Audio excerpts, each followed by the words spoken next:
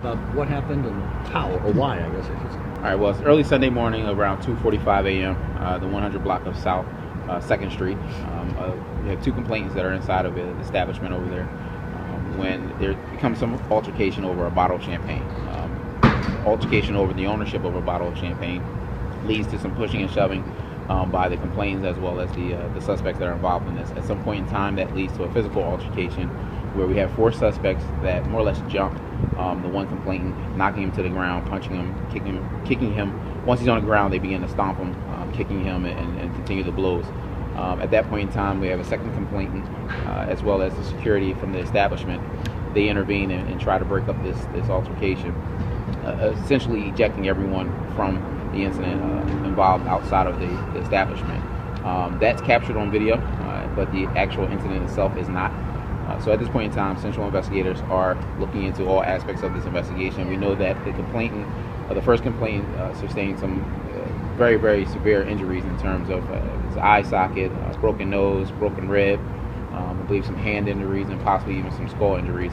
And the second complainant as well sustained a laceration above the eye as well as possible skull fracture. So it's a very, very, very serious situation. We're looking into, all aspects of the investigation at this point in time. There aren't any charges at this particular time. However, Central Detectives, they're working with the District Attorney's Office to prepare any type of warrants that are going to be issued. And then once that point that takes place, then we'll release any names of the suspects. Lieutenant, how? Who's telling in terms of there could be someone out there that has some type of video.